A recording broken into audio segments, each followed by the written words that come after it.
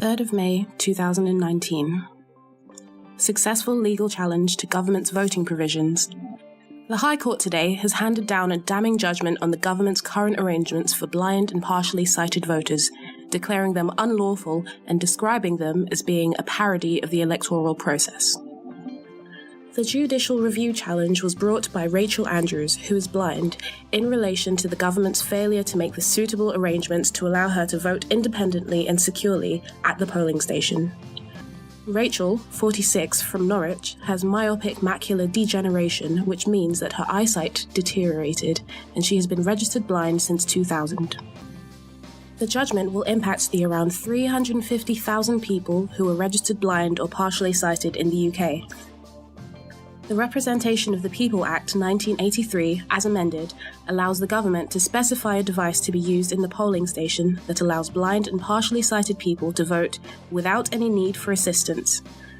Currently, the government specify the use of a tactile voting device, or TVD, a sheet of transparent plastic which fits on top of the ballot paper and has a number of flaps that correspond to the various places on the ballot paper where the voters are able to mark an X next to candidates' names.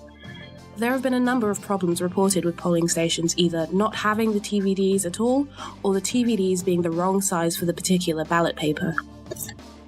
In this legal case, Rachel successfully argued that even when stocked and of the correct size, a more fundamental problem is that TVDs do not allow blind and partially sighted people to vote independently, as they still need help from the presiding officer, the official in charge of the polling station, or a member of their close family to read to them the names of the candidates and the order in which they appear on the ballot paper. This information is not contained on the TVD, and there is therefore no way for a blind voter to know which flap on the TVD corresponds to which candidate. Rachel further argued that the UK lags behind many other countries which have found other systems to allow blind voters to vote more easily, including audio voting booths and telephone voting.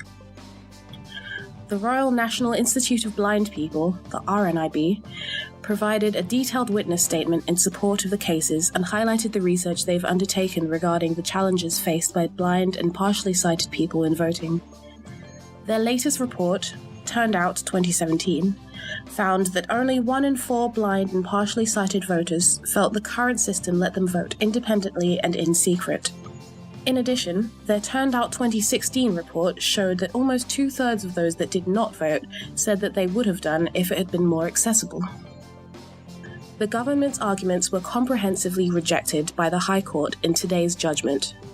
Paragraph 22 of the judgment states, "A device that does no more than enable blind voters to identify where on a ballot paper the cross can be marked without being able to distinguish between one candidate from another does not in any realistic sense enable that person to vote. Enabling a blind voter to mark ballot papers without being able to know which candidate she is voting for is a parody of the electoral process established under the rules." In light of this, the court declared the government's current arrangements to be unlawful, as TVDs simply do not allow blind and partially sighted people to vote without any need for assistance. Rachel said, "I am extremely pleased by today's judgment. The right to vote independently and in secret is a fundamental to any democratic society, and it is extremely frustrating that I've had to bring this legal challenge in order to force the government to make suitable arrangements for blind voters. It is clear from my own experiences, as well as the research carried out by the RNIB, that TVDs are not fit for purpose and leave blind and partially sighted people at a significant disadvantage when it comes to voting. This lack of accessibility discourages many blind people from actually voting. Despite all the technological advances now available that enable people with disabilities to lead an independent life, I find it immensely depressing that when it comes to voting, one of the most important responsibilities a person has in a democracy, the only aid available to a blind voter, is a piece of plastic that doesn't really work. The government now need to accept today's judgment and urgently take the necessary steps to allow blind voters such as myself to vote independently and in secret in future elections. There are many crucial issues facing this country, and blind and partially sighted people have the same rights as everyone else to have their voices heard at election time."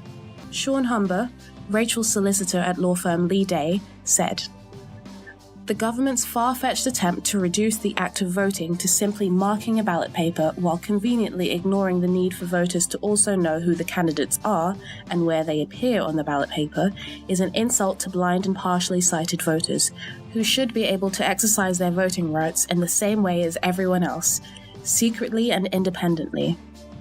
The fact that the technology exists and is used in other countries to allow blind people to vote independently makes the government's inflexibility all the more unacceptable. We are pleased that the court has found in favour of our client that the government's current arrangements fail to enable blind people to vote independently and are unlawful. The government now needs to stop dragging its feet and take urgent action to comply with this judgment. Rachel Holmes, Public Affairs Manager at the RNIB, said, "We welcome the judge's decision to find in favour of Rachel and to state that the use of a tactile voting device in its current form does not enable blind and partially sighted people to vote independently and in secret. It is completely unacceptable that in 2019, blind and partially sighted people are still unable to vote without assistance from another person." For years, the RNIB has consistently raised concerns about the tactile voting device not being fit for purpose. We have supported Rachel with this case, providing a witness statement and sharing our detailed research into access to elections. In today's judgment, the High Court clearly agrees. 350,000 people registered blind or partially sighted in the UK now need a real commitment from government that it will urgently take action to offer an alternative that will allow them to cast their vote in a truly independent and secret way in the next elections. Tim Bewley, QC, and David Locke, QC, both of Landmark Chambers, were instructed by Rachel in this matter. Rachel is grateful to the Legal Aid Agency for funding this case. To speak to Rachel or Sean, please contact pressoffice@leeday.co.uk or call Caroline Iverson on 07775 713 725.